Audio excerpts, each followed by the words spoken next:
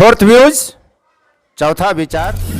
बाकी देश में और बिहार प्रदेश के चुनाव को लेकर जो 2025 में विधानसभा का चुनाव होना है और 2024 में लोकसभा का चुनाव होना है, जब कोई मुद्दा उठता है तो एक बात यह कही जाती है तमाम राजनीतिक दलों की तरफ से कि महंगाई, बेरोजगारी, गरीबी से ध्यान हटाने के लिए इस तरह के सांप्रदायिक मुद्दे, राजनीतिक मुद्दे, बेमतलब के मुद्दे भाजपा उछालते रहती है। देश में नरेंद्र मोदी की सरकार है और यह इसीलिए सब किया जाता है ताकि जनता का ध्यान हट जाए। सवाल यह उठता है कि क्या 1952 में जो प्रथम चुनाव हुआ और जो 2019 और 2020 में बिहार विधानसभा का जो चुनाव हुआ और 19 में लोकसभा का चुनाव, क्या कोई चुनाव ऐसा भी रहा जब महंगाई, बेरोजगारी और गरीबी मुद्दा न रहा हो? हमारे साथ बैठे हुए हैं दाहिने तरफ विजय कुमार अकेला, जो बीते 5 दशक से राजनीति को समझ रहे हैं, देख रहे हैं, और बाएं तरफ हैं समूह शरण सत्यार्थी, जो शिक्षण संस्थान भी चलाते हैं, पत्रकारिता भी करते हैं और राजनीति में भी दिलचस्पी रहती है।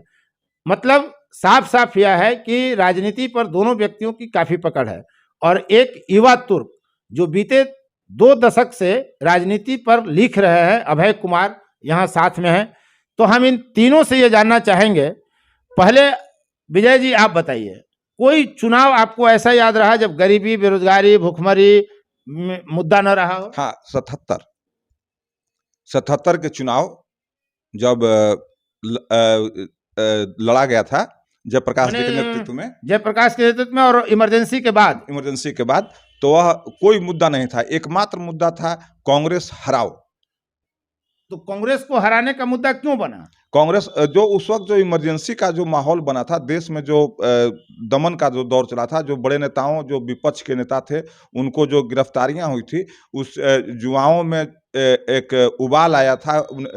खास करके आप 72 में जो गुजरात में जो चमन लाल पटेल या क्या नाम था, मुख्यमंत्री के भ्रष्टाचार के खिलाफ जो आंदोलन गुजरात में हुआ, उसकी लहर बिहार आई।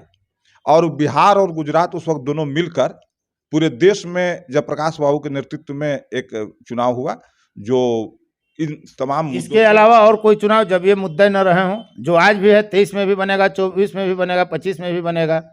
नहीं, बाकी मुद्दाएं हर एक बार अपने हिसाब से विपक्षी दल तय करता है, सत्ता पक्ष अपने हिसाब से तय करता है कि हमको कौन सा मुद्दा उठाना है। और खास करके जब से अमित शाह जी का देश के स्तर पर जो राजनीतिक प्रबंधन आया, इसमें इन्होंने कई गुत्थियों को समाप्त कर दिया। जैसे यूपी जैसे राज्यों में जहां भाजपा 4 सीट 5 सीट के लिए ललायित रहती थी, पूरे 80 सीट पर इन्होंने तो हिंदूकरण क्या, हिंदूवाद का मुद्दा उठाया, सांप्रदायिक मुद्दा उठाया, मुस्लिम विरोध का मुद्दा उठाया। आपसे हम सहमत हैं। मुस्लिम विरोध तो कभी इन्होंने मुस्लिम के नाम पर कभी डायरेक्ट कहीं नहीं कहा। उनका जो बात है उसमें मुस्लिम विरोध तो कहीं वो बोलते ही नहीं है।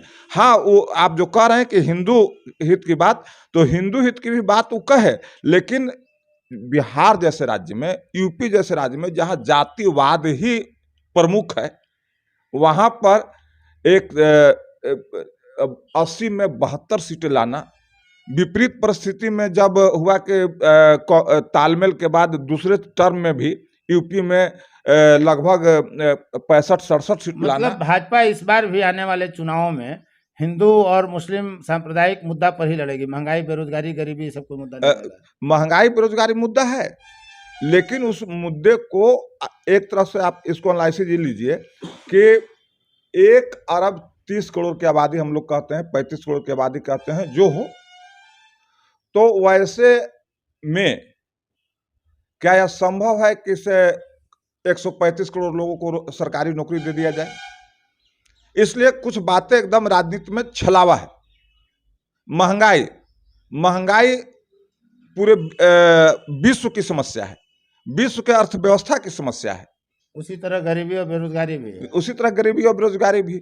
आपको समूह शरण जी लगता है कि महंगाई, बेरोजगारी, गरीबी इसे मुद्दा न रहा हो कोई चुनाव में?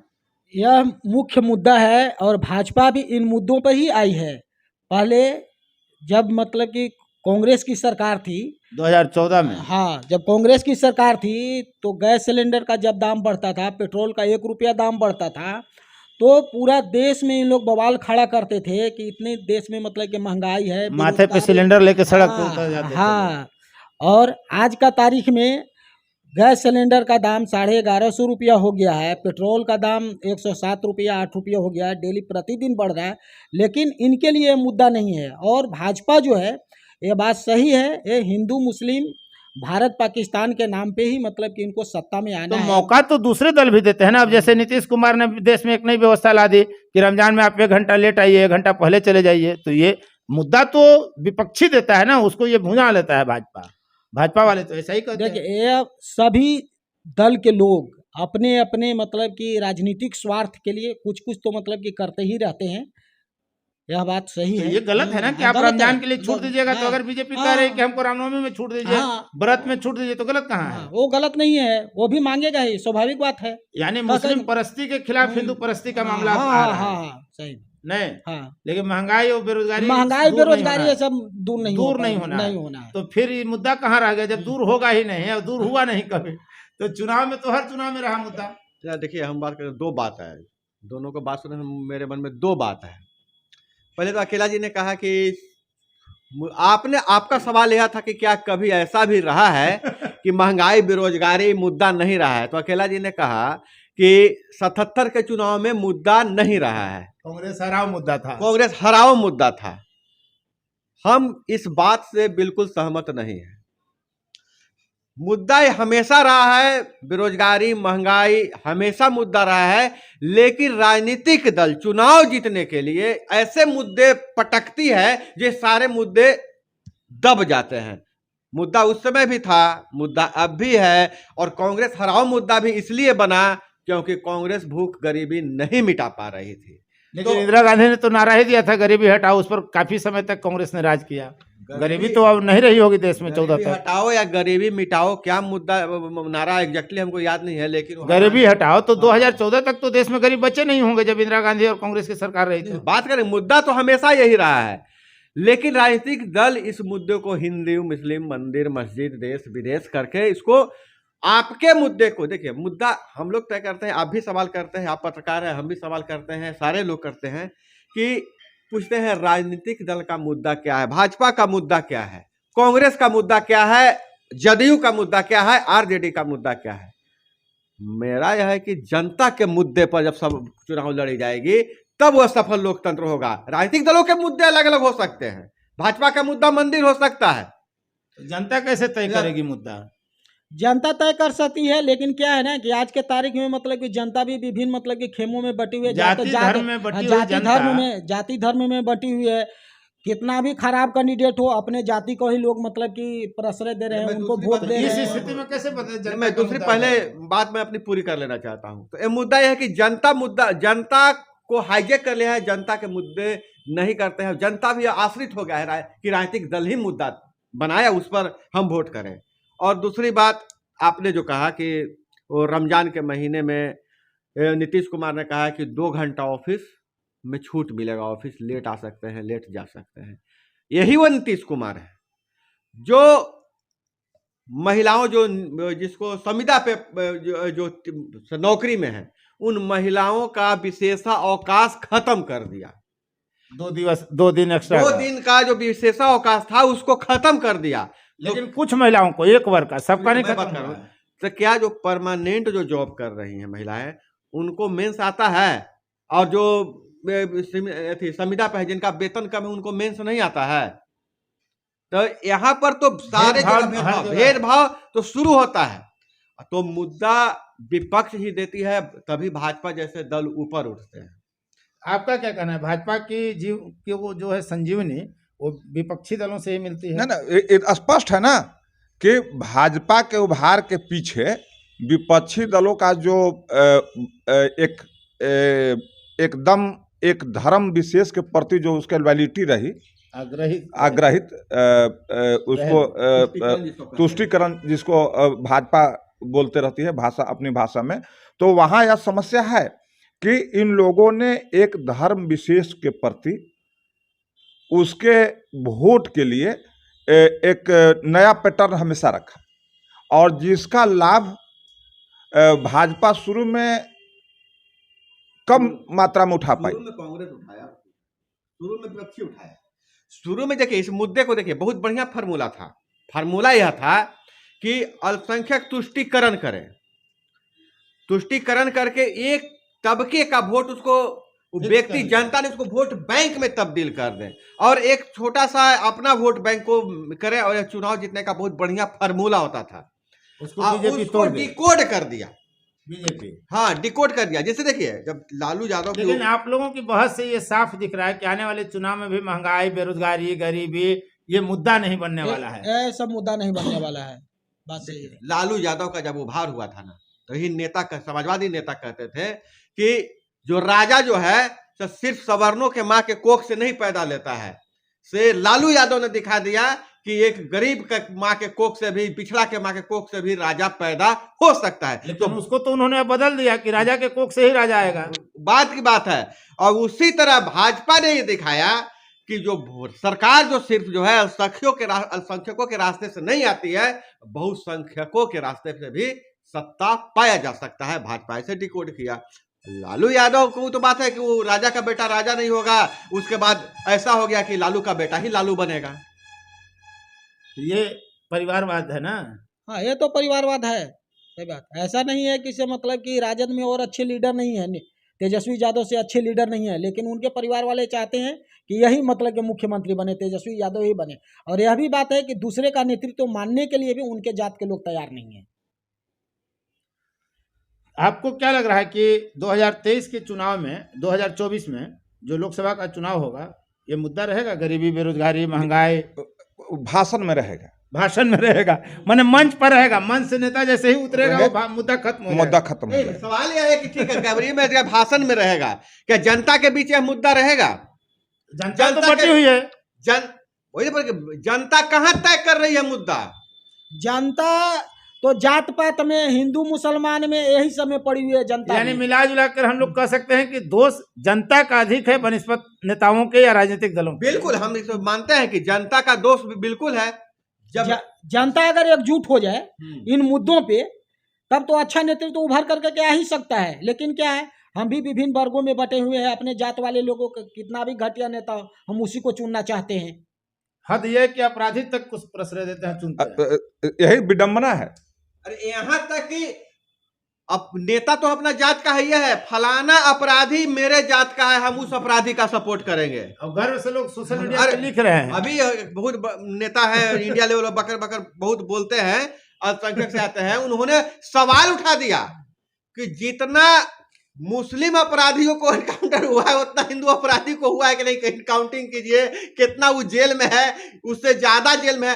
अब तो चैलेंज आ गया है अन्य वर्गों के सामने कि उस एक वर्ग के बराबर के भी आप भी अपराधी पैदा कीजिए, क्योंकि बराबरी का दर्जा जेल में भी मिल सके। ये तो दूसरी बात कह रहे हैं।